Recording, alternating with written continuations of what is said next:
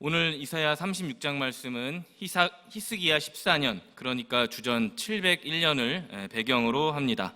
아수르의 사네립이 술 맡은 관원장 랍사게를 유다에 보내어 유다 백성들이 보는 앞에서 왕궁 맡은 자였던 엘리야김, 그리고 서기관 셈나, 사관 요아와 협상 대치하는 장면을 말씀하고 있습니다. 이사야 36장 4절부터 10절까지 랍사게는 히스기야가 보낸 이 세 명의 대신들에게 이렇게 말합니다. 너희들이 믿는 것은 무익하다, 소용이 없다. 애굽을 의지하는 것도 소용이 없다. 더 나아가서 결론적으로 너희들이 오늘 의지하는 주 여호와 하나님을 신뢰하는 것은 아무짝에도 소용이 없다라고 말하고 있습니다. 그러면서 오히려 그들을 향해, 세 명의 대신들을 향해 랍사게는 거짓과 공포심을 조장하고 있는 것입니다. 오늘 말씀 10절입니다. 내가 이제 올라와서 이 땅을 멸하는 것이 여호와의 뜻이 없음이겠느냐? 여호와께서 내게 이르시기를 올라가 그 땅을 쳐서 멸하라 하셨느니라 하니라. 아멘. 랍사게는 여호와 하나님의 말씀과 뜻을 명백하게 오도하고 있었습니다. 최근에 대한민국에 불어닥친 이 제주 땅에 불어닥친 코로나 재확산의 위기를 보게 됩니다. 지금 이 시간에도 저희에게 시시각각 엄습해오고 있는 이 위기 앞에 특별히 특정 소수 잘못된 기독단체들의 정치적 선동과 사회를 혼란케 하고 있는, 그래서 자신들의 사리사욕과 명예를 위해 전 국민의 보건과 안전을 심각하게 위협하고 있는 그 무리들을 보면서 마치 그들이 오늘 이사야 36장의 랍사게와 나아가 사네립과 같이 비슷하게 행동을 하고 있구나. 며칠 전 인터넷 기사를 통해서 한 기사를 보게 되었습니다. 어떤 부산의 한 목사님이 지난주에 설교문을 한 편 올리셨는데요. 제가 그 내용을 보고 굉장히 깊은 도전과 감명을 받아 저희 청년들에게도 그 내용을 전달하게 되었습니다.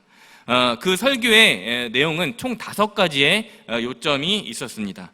그 내용이 현대 사회를 향한 교회에게, 그리고 성도들에게, 대한민국 시민들에게 권면하는 충정의 마음이 정말 구구절절히 깃들여 있는 내용이었습니다. 잠시 제가 그 5가지의 요점의 말씀을 소개해 드리도록 하겠습니다. 첫 번째, 마스크를 착용하라는 것은 잠잠하라는 것이다.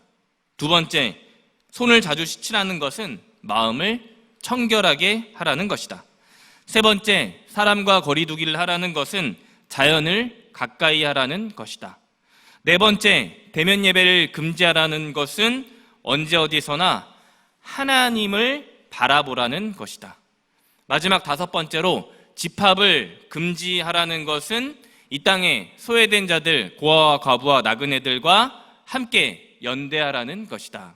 이 5가지가 어떤 부산의 한 목사님의 지난주 일 설교 말씀이었고, 최근에 여러 언론을 통해서도 소개된 바가 있습니다. 이사야 36장 11절에 엘리야김과 셈나와 요한은 랍사게에게 요청을 하게 됩니다. 성유의 백성들이 당신의 말을 들을 수도 있으니까 유다 언어를 하지 말고 제발 아람어로 우리들에게 이야기를 하라는 것입니다. 그런데도 그 당시 국제정세가 아수르가 승승장구했던 탓인지 랍사게는 이에 아랑곳하지도 않고 거침없이 백성들을 향해 3명의 대신들을 향해서, 그리고 히스기야 왕을 향해서 온갖 조롱하는 말을 마구마구 뱉어내게 되는 것이죠. 야고보서 3장 8절의 말씀입니다. 혀는 능히 길들일 사람이 없나니 쉬지 아니하는 악이요 죽이는 독이 가득한 것이라. 아멘. 지금 랍사게는 히스기야 왕을 조롱하고 여호와 하나님을 공격하고 있습니다. 랍사게의 혀는 자신을 길들이지 못해서 쉬지 않고 악을, 그리고 독을 생산해낸 것이었습니다. 사랑하는 법학교회 성도 여러분, 그런데 이와 반대로 이사야 36장에 걸쳐서 전체에서 나타나는 히스기야와 그의 세 명의 충신 엘리야김과 셈나와 요아를 보시기 바랍니다.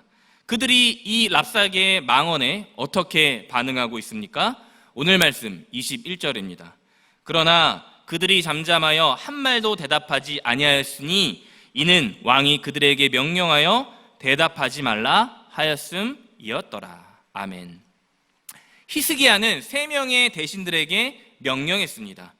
너희들 가서 랍사게와 한마디 한마디 전부 맞붙어서 논쟁하는, 그리고 치열하게 논리적으로 맞붙는 대신 잠잠해라.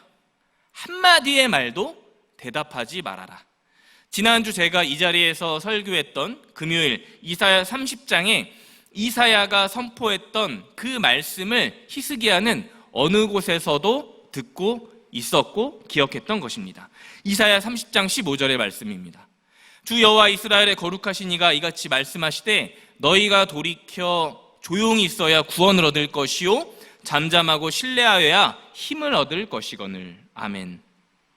그러니까 오늘 우리 여호와 하나님께서 유다에게 그리고 대한민국에게 말씀하시는 구원에 관한 단 한 가지 결정적인 핵심은 잠잠히 여호와를, 하나님을 신뢰해라. 그래야 너희들 적국 아수르에 대해서 힘을 얻을 것이다. 그래야 대한민국 너희들이 이 환난과 고통의 때에 힘을 얻을 것이다. 제가 서두에 부산의 한 목사님의 설교 요점 5가지를 말씀드리고 이야기를 했습니다.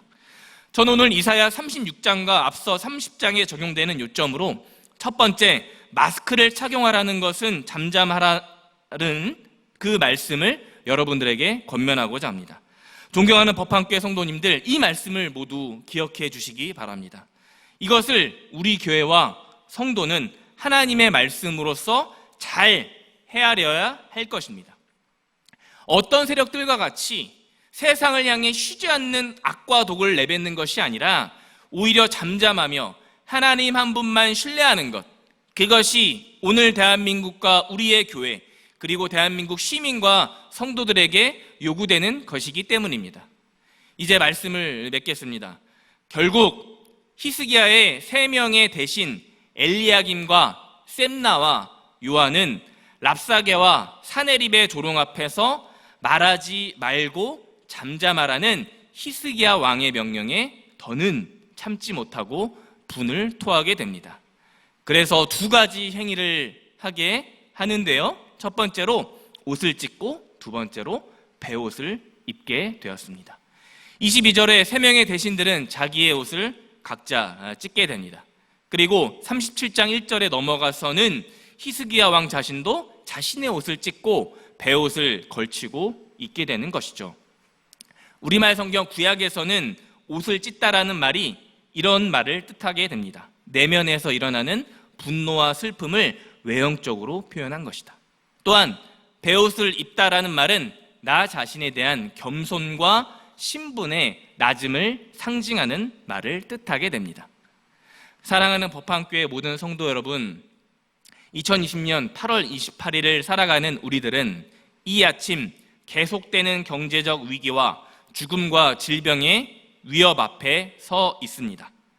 그리고 교회는 사회의 공교회성을 잃고 오히려 세상의 짐이 되어 가고 있습니다.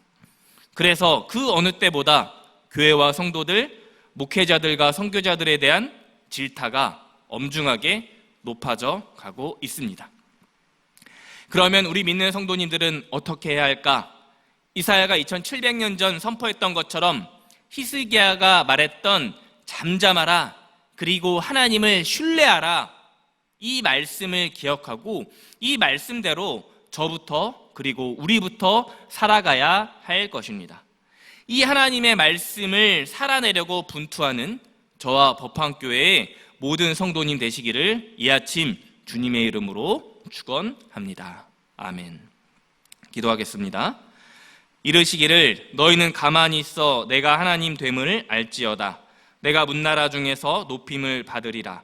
내가 세계 중에서 높임을 받으리라 하시도다. 아멘. 이 새벽 주님 말씀으로 저희의 영혼을 일깨워 주시니 감사합니다.